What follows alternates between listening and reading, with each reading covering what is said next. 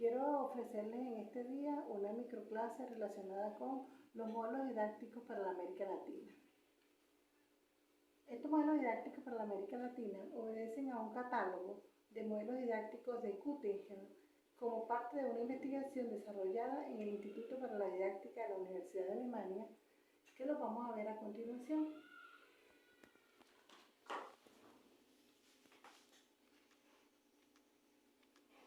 Bien, los modelos didácticos para la América Latina. En América Latina se conocen pocos modelos y muchos de los que se estudian en los institutos pedagógicos se usan poco o no se usan adecuadamente.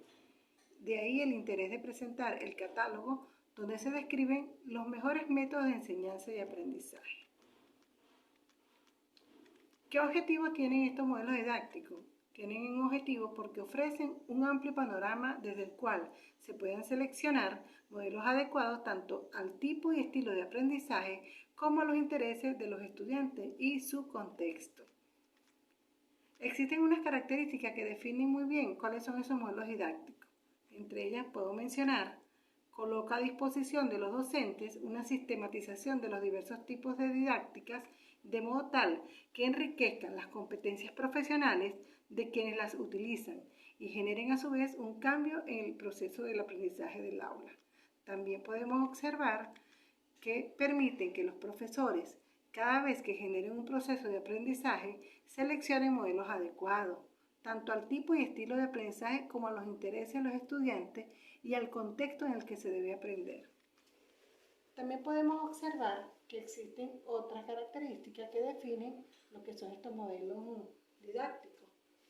Entre ellas vamos a nombrar que existe una diversidad de los contextos, es decir, de recursos, en lo que tiene el lugar el aprendizaje organizado. El contexto determina la cantidad y calidad de los materiales, el personal disponible para el aprendizaje, en especial el equipamiento, organización de los materiales de enseñanza-aprendizaje y la disponibilidad, muy importante, y calificación del personal docente.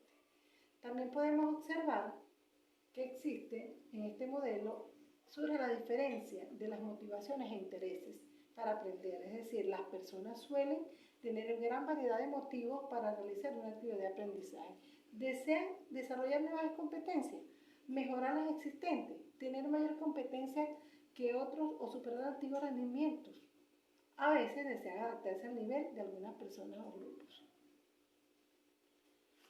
Bien, voy a darles a conocer cuáles son esos 20 modelos didácticos para América Latina que recoge el catálogo. Entre ellos tenemos la enseñanza frontal o tradicional. Esta enseñanza frontal o tradicional, el profesor enseña a un grupo de alumnos, es decir, le da una información adecuada para el alumno promedio y a veces preguntándole, aunque no sepa, para buscar una respuesta del tema a tratar. La asignación o contratos de trabajo o tareas, lo que llamamos o plan Dalton, se aprende realizando una actividad seleccionada entre las propuestas por el docente. El coloque en pequeños grupos, se intercambian informaciones que posean los participantes. Congresos o seminarios o conferencias, un grupo se reúne periódicamente con una cierta planificación de sus actividades para aprender algo del uno de los otros, es decir, en forma mutua. Un curso académico, una persona entrega su saber en forma unilateral a un grupo de asistentes a su presentación. Fíjense que también tenemos en ese catálogo el diálogo socrático. ¿Qué quiere decir el diálogo socrático? Existe un intercambio intenso entre dos personas, mediante el cual una logra esclarecer los conceptos o antecedentes.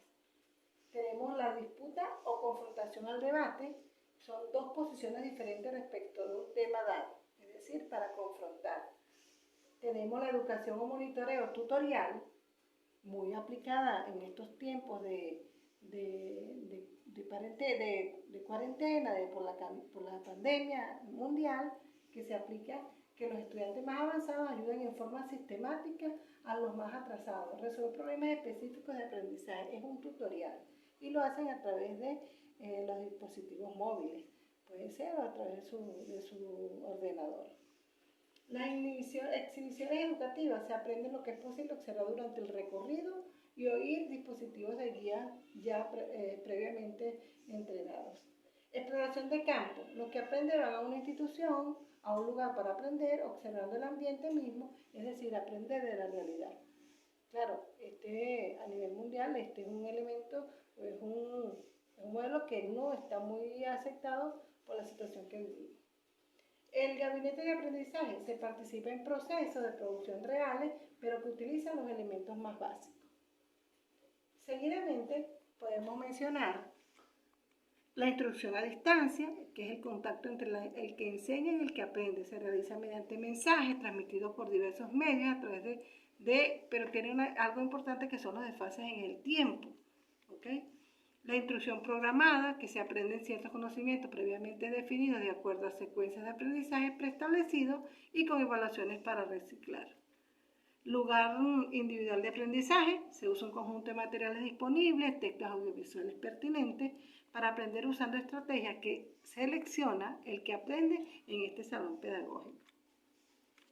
Los métodos de casos, se construye una secuencia histórica de decisiones o actividades a fin de que los que aprendan participen y reaccionen, como si hubiera vivido dichas situaciones.